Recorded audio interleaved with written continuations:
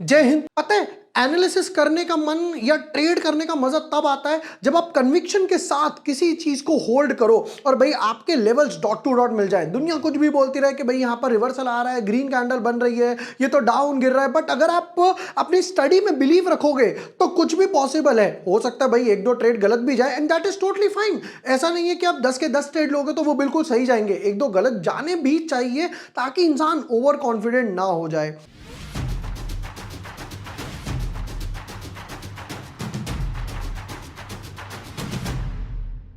Hi everyone, my name is Jibor Washne. I am a SEBI registered research analyst. आज के video में हम करने वाले हैं एक और आज द ऑडियंस स्टॉक के एनालिसिस। आई होपफुली आप लोगों ने ऑलरेडी टाइटल में देख लिया हो या थंबनेल वगैरह में देख लिया हो कौन सा स्टॉक है, बट फिर भी ट्रांसपेरेंसी के तरीके से मैं आपको दिखाऊंगा कि कौन सा स्टॉक या कमेंट ऐसा था जिसपे सबसे ज्यादा लाइक आए हैं और जो रिसेंट हम लोगों ने स्टॉक्स बताए थे या वीडियोस बताए थे उनमें क्या हुआ है ये भी चेक करते हैं। But yes, before moving head, अगर अभी तक आपने मेरा चैनल सब्सक्राइब नहीं किया है या फर्स्ट टाइम मेरा वीडियो देख रहे हो तो यहां पर क्या होता है, हम लोग स्टॉक्स, ब्रेकआउट, मोमेंटम, जियो के ऊपर आप लोगों ने बोला था, Nifty, bank Nifty, CDSL, BSC, इन सब पर भी मैंने काफी सारे वीडियो बनाए, टाटा कैपिटल वगैरह वगैरह। बीएससी की बात करें तो देखो यहां पर हम लोगों ने जो डिस्कस करा था, मैंने कहा था भाई 3900 और 4200 के आसपास आएगा जब स्टॉक कहीं 4600 के आसपास ट्रेड कर रहा था। फिर उसके बाद जब मेरे दोनों टारगेट आ गए तब मैंने अपने टारगेट्स को और टेल की तरफ कर दिया। भाई अच्छा, ये आईजीएल वाला है, ये था बीएससी का। मैंने कहा कि भाई ये वाला टारगेट आएगा, 3986 था हमारा और 3976 का लो लगा। फिर उसके बाद रीजन भी क्या था मैंने डाला भी था। देखो जैसे जैसे एनएससी का आईपीओ आएगा वो बीएससी को हर्ट करेगा। रीजन ये है डाइवर्सिफिकेशन का। अभी मोनोपोली चल रही है बीएससी की, सीडीएसएल की, बट एनएससी भी दम कम लगा रहा है। दूसरी तरफ क्या हो रहा है, दूसरी तरफ जहां पर एक्सपायरी शिफ्ट हुआ उससे प्रॉब्लम हो रही है। तब मैंने कहा भैया 3700 और 3350 आएगा। और फिर उसके बाद क्या हुआ, have a look at this. हम 37 के आसपास एक्सपेक्ट कर रहे थे, यहां पर 3752, ऑलमोस्ट मेरा टारगेट 20-30 पॉइंट के आसपास से रह गया और मेरा सारा यहां पर काम हो गया। 4600 के आसपास से गया, 3700 के आसपास आ गया। तो ये मजा आता है लेवल्स के साथ ट्रेड करने का। फिर उसके बाद अच्छा एक स्टॉक और डिस्कस कर लेते हैं जिसके कमेंट्स आज भी आते हैं। देखिए मैं ऑलरेडी इस पर वीडियो बना चुका हूं, अगर आप यहां पर देखेंगे तो वो वीडियो कहां है, वो वीडियो है यहां पर विशाल मेगा मार्ट और इंटरनेशनल जेमोलॉजिकल। इस पर मैं ऑलरेडी वीडियो बना चुका था, 3 हफ्ते पहले की बात है जब मैंने बनाया था। और मैंने तब भी यही कहा था कि भाई जब तक ये ट्रेंड लाइन ब्रेक नहीं हो रही हमें ऐड नहीं करना है 432 के आसपास। अब देखो इक्विटी में तो नहीं शॉर्ट कर सकते कि भाई फ्यूचर्स की तरह शॉर्ट करो या पुट बाय कर लो, तो मैंने यही बोला था कि हम ऐड नहीं करने वाले, या फिर भाई जिसके पास है वो यहां पर एग्जिट कर सकता था। तो 432 था यहां पर और अब देखो कहां आ गया। फिर उसके बाद हमने इसका फॉलोअप भी लिया, 295 तक आ गया। टारगेट कितना है, 275 260 के आसपास। कितना डाउन, 31%। जिसने वहां एग्जिट किया होता या एवरेज नहीं किया होता या बाय भी नहीं किया होता वो अपना यहां पर 30% पैसा बचका होता। ये वो फायदा है। अब देखते हैं जरा भाई कौन कौन से कमेंट्स आए थे, जरा पहले उसके बारे में डिस्कस कर लेते हैं। यहां पर बात हो रही है जोमैटो, टाटा मोटर्स। टाटा मोटर्स पे मैं ऑलरेडी बना चुका, जियो पर मैं बना चुका ऑलरेडी। फिर उसके बाद जियो वापस से आ गया तो हम लोग ऑलरेडी इस पे बना चुके। यूनिमेक पर हम लोग बना चुके, जियो। अब बारी है IREDA, एक बार आया, फिर उसके बाद IREDA दोबारा आ गया, जियो IREDA तीसरी बार आ गया, राइट, 3-4 बार, चौथी 5वीं बार यहां पर आपको IREDA वगैरह नजर आ गया। फिर उसके बाद दूसरी वीडियो जो थी ये यूनिमेक वाली, यूनिमेक में भी एनटीपीसी ग्रीन हम लोगों ने डिस्कस करा था, तब भी यही चीज आए थे। देखिए भाई इंटरनेशनल जेमोलॉजिकल पर बनाइए, आप एक बार थोड़ा सा चैनल स्क्रॉल कीजिए, आपको यहाँ पर काफी वीडियोस मिलेंगे। IREDA दोबारा आ गया, IREDA। तो एक काम करते हैं आज IREDA के एनालिसिस कर लेते हैं कि भाई IREDA में हो क्या रहा है। अब हुआ क्या है, पहले तो वो चीज समझते हैं कि लोग IREDA में पैनिक बोलो कि भाई ये ऊपर क्यों नहीं जा रहा। और मजे की बात ये नहीं है, देखो मार्केट अभी गिरना शुरू हुआ 1.5-2 महीने के आसपास से, बट अगर आप ये देखोगे ये यहां पर जुलाई एंड के आसपास, अगस्त के आसपास से बैक टू बैक गिरता जा रहा है। जो इसका प्रीवियस हाई है वो क्रॉस नहीं कर पा रहा। 1 2 3 4 5 6 बैक टू बैक लो बनाता जा रहा है। इस वजह से लोगों को प्रॉब्लम आ रही है। क्यों, मान लीजिए अगर किसी ने यहां पर बाय कर रखा है, वो सोच रहा है कि भाई ऊपर जाए, बट यहीं तक गया, हल्की सी होप दी, वापस नीचे आ गया। किसी ने यहां पर बाय करा, उसको यहां प्रॉब्लम है, यहां बाय करा, यहां प्रॉब्लम है। तो क्योंकि बैक टू बैक लो गिरता जा रहा है, इस वजह से प्रॉब्लम है। अब एक काम करते हैं, पहले इसके फंडामेंटल्स चेक करते हैं, फिर मैं चार्ट के लेवल पर बताऊंगा बाय करना है, नहीं करना है, एवरेज करना है, क्या करना है, वो समझ लेते हैं। चलिए शुरू करते हैं। पहले स्टार्ट करेंगे एज ऑलवेज प्रमोटर होल्डिंग के साथ, कि प्रमोटर क्या होल्डिंग बनाकर बैठे हुए हैं। भाई गवर्नमेंट है तो 75% बनाकर बैठी हुई है। अब यहां पर एफआईआई की बात करें तो देखो, एफआईआई ने लास्ट 2 क्वार्टर में जहां से टॉप लगना शुरू हुआ, वहीं से एफआईआई ने अपना माल काटा है। ध्यान से देखिएगा, जून में जो इनका जून जुलाई अगस्त वाला क्वार्टर, राइट, फिर उसके बाद ये वाला क्वार्टर आएगा, यानी कि ये हो गया कौन सा क्वार्टर, अप्रैल मई जून क्वार्टर, राइट, वहीं तक इनकी टॉप होल्डिंग थी। तो ये कितनी है, 2.7 के आसपास। उसके बाद यही चीज मैंने आपको दिखाई कि भाई यहां पर अगर आप चेक करोगे तो ये कहां गिरना शुरू हुआ, जहां पर जुलाई, यानी कि जैसे ही एफआईआई ने अपना स्टेक घटाना शुरू किया, ये back to back tumble down करता हुआ जा रहा है। अब यहां पर हम लोगों ने ये तो देखा ही देखा कि भाई एफआईआई ने होल्डिंग्स कम करा, और बैक टू बैक एक नहीं 2 बार कम करा। इसको मैं थोड़ा और जूम इन करता हूं।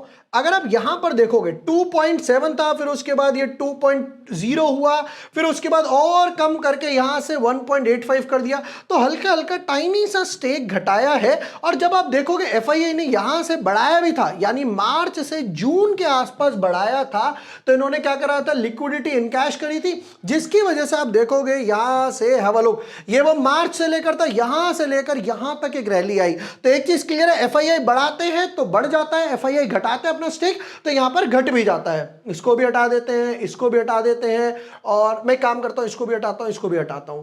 वापस आते हैं। अब हम लोगों ने एफआईआई की तो बात कर ली, अब डीआईआई की तरफ भी देखते हैं। डीआईआई की बात करें तो डीआईआई के पास ऑलमोस्ट नील ही पड़ा हुआ है, यहां पर उन्होंने पहले ही अपनी होल्डिंग्स घटा दी थी।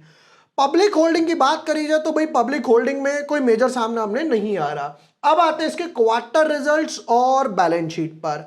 अब देखो होता क्या है, ये कंपनी जो है वो फाइनेंस वाली है, मतलब ये जो पावर डिस्ट्रीब्यूशन कंपनीज हैं उनको फाइनेंस देती है। अब फाइनेंस दोगे, वापस कितना आ रहा है उस पर डिपेंड करता है। तो इसके लिए एनपीएस भी चेक करने इंपॉर्टेंट है।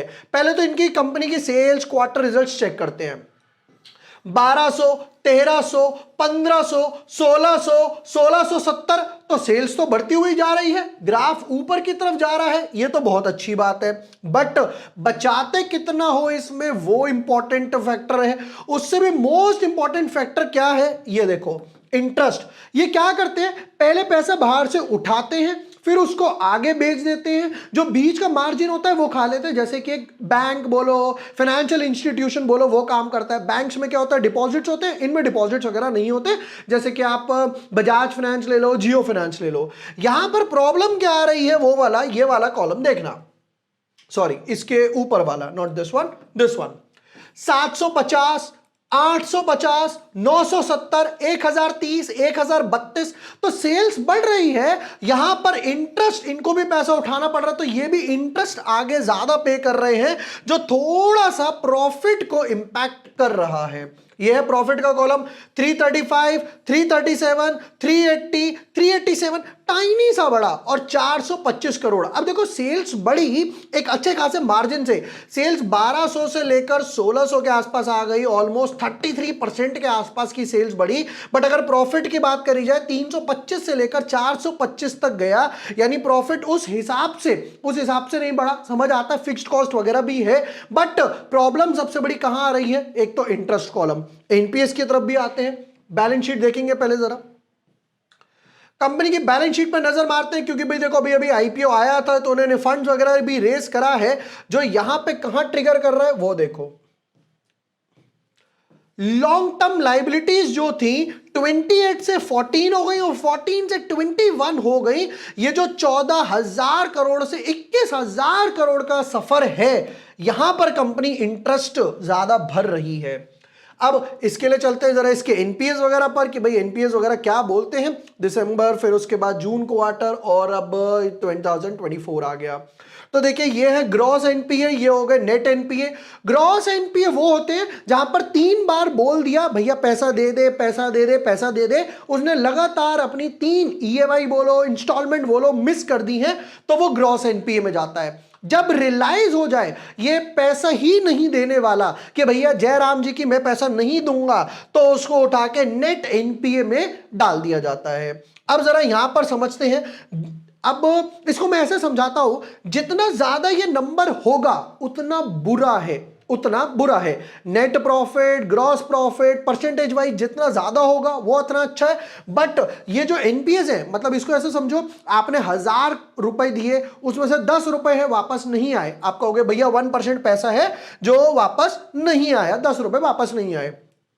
अगली बार आपने 2000 रुपए दिए और अब की बार 50 रुपए वापस नहीं आए, तो यहां पर कितना हुआ, 2.5% पैसा था जो आप रिकवर नहीं कर पाए। इसलिए ये जितना ज्यादा बढ़ेगा उतना बुरा है। समझते हैं 4.2, 3.2, फिर 3, 3.1, ये पहली बार था जब बढ़ा, फिर 2.9 वापस से डिप हुआ।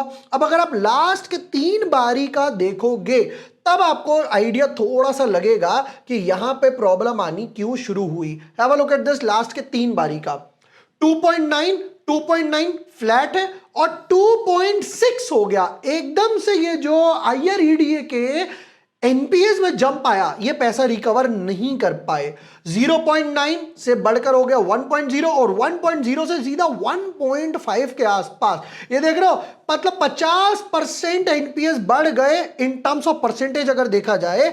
इस वजह से आईआरईडीए में टम्बल डाउन होना शुरू हुआ है। चलिए वापस आते हैं अब लेवल्स की बात। पहला, मन कर रहा होगा कि यार एक काम करता हूं, 320 रुपए पे, कहीं 300 रुपए पे यहां पे ट्रेड कर रहा था, 300 रुपए का स्टॉक 141 पे आ गया है, 50% डिस्काउंट पे क्या ऐड कर लूं? नंबर 1, अगेन जिसके पास ऑलरेडी होल्ड है, क्या मैं एवरेज करूं? आंसर इज अगेन नहीं एवरेज करना है। क्यों? एनपीएस बढ़ रहे हैं, डेट बढ़ रहा है, दूसरी बात एफआईआई रिड्यूस कर रहे हैं, और तीसरी बात ये टम्बल डाउन कर रहा है, ट्रेंड लाइन ब्रेक नहीं करी है। पता है ट्रेंड लाइन के लिए हमेशा, इसीलिए मैंने आईजीआईएल का जो अभी आपको स्टॉक दिखाया, बीएससी का, NTPC green, Bajaj housing finance, Vishal mega mart, सब में मैंने क्या करा, भैया आईआर एक ट्रेंड लाइन ड्रॉ कर दो। रीजन, मैं प्राइस एक्शन ट्रेडर हूं, मुझे कैंडल समझ आती है, ब्रेकआउट समझ आता है। जैसे अगर आप यहां पर चेक करोगे तो यहां पर मुझे क्या मिला, यहां पर मुझे एक इनसाइड बार मिल गया 1, 2, 3 कैंडल का, जहां कहीं यहां ब्रेकडाउन आया है और उसके बाद भी ये गिरता हुआ जा रहा है। राइट, अब मुझे प्राइस एक्शन या ट्रेंड लाइन समझ आती है, तो वापस से ट्रेंड लाइन ड्रॉ करते हैं। यहां पर जाएंगे, ट्रेंड लाइन पिक करेंगे, पहले जाएंगे बिल्कुल टॉप पर, बिल्कुल टॉप से अगर मैं यहां से ट्रेंड लाइन पिक करता हूं, that to this is in a weekly chart. Right, पहला जो सपोर्ट लेवल यहां पर बनेगा वो बनेगा कुछ इधर की तरफ। दिस इज 122, राउंड ऑफ में कर लेते हैं 121, और मजे की बात है 120 कर लेते हैं। 121 is a Gann number, 11 multiply by 11, right, this is a good Gann number. उसके बाद जो सपोर्ट बनेगा वो ऑब्वियसली इधर की तरफ जाएगा, समवॉट अराउंड इधर। कितना नंबर आया, 96 के आसपास, 100 के nearby, 100 is also Gann number. और फाइनली जहां से आईपीओ आना शुरू हुआ था उधर की तरफ ये जाएगा। अब मैं कहां पर ऐड करूंगा, ये अगर इधर की तरफ जाता है और ये ट्रेंड लाइन क्रॉस करता है, तब मुझे क्या समझ आएगा, हो सकता है एफआईआई ऐड कर रहे हैं, हो सकता है डीआईआई ऐड कर रहे हैं, राइट, हो सकता है क्वार्टर रिजल्ट अच्छे आए हैं, नेक्स्ट क्वार्टर रिजल्ट्स में एनपीएस वगैरह वापस से रिड्यूस होना शुरू हुए हैं, लिक्विडिटी मेंटेन होना शुरू हुई है, तब जाकर यहां पर अगर ग्रीन कैंडल क्लोज होती है, इसको ग्रीन बना देते हैं, अगर ये ग्रीन कैंडल क्लोज होती है तो मैं इसको ऐड करूंगा। वरना नीचे जब सपोर्ट के आसपास आएगा, 100 के आसपास, 96 के आसपास, तब मैं ऐड करने का सोचूंगा। और उसका मैं आपको रीजन भी रेशियोज के हिसाब से क्विकली बता देता हूं। भागो मत, जल्दी में मत रहा करो कि भाई जल्दी से वीडियो खत्म हो जाए। ये देखो, सेक्टर का पीई चल रहा है 12 का और स्टॉक का पीई चल रहा है यहां पर 24 का, यानी कि ऑलरेडी अभी भी डबल पे ट्रेड कर रहा है। और अगर 300 के आसपास रहा होता तो ये पी रहा होता कुछ 48 इनफैक्ट 50 का, मतलब सेक्टर का पीई 12, आपका स्टॉक का पीई 50, तो यार ऑलरेडी 4 गुना के आसपास ओवर वैल्यूड है। एक आधा गुना हो, मतलब ये 12 है, मेरा स्टॉक 15 पर हो, 17 18 पर हो तो भी समझ आता है। मतलब अभी भी यहां पर आईआरईडी में थोड़ा सा करेक्शन डेफिनेटली बाकी नजर आ रहा है, कोई भी रिवर्सल का साइन नजर नहीं आ रहा।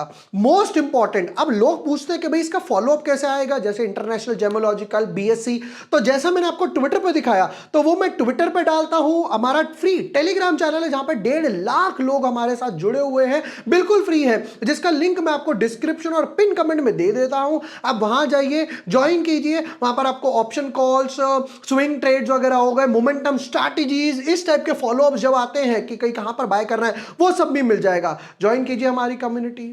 और भी कोई स्टॉक है जिस पे आपको डिटेल्ड एनालिसिस चाहिए, अगेन आज द ऑडियंस यहां पर कमेंट सेक्शन में कमेंट कर सकते हो। जिसको सबसे ज्यादा लाइक मिलेंगे, अगेन जिस पर हमने वीडियो नहीं बनाया है उस पर मैं वीडियो आपको बनाकर देने वाला हूं। वीडियो पसंद आया हो, share with your friends, like and subscribe. Thank you for watching the video, lots of love.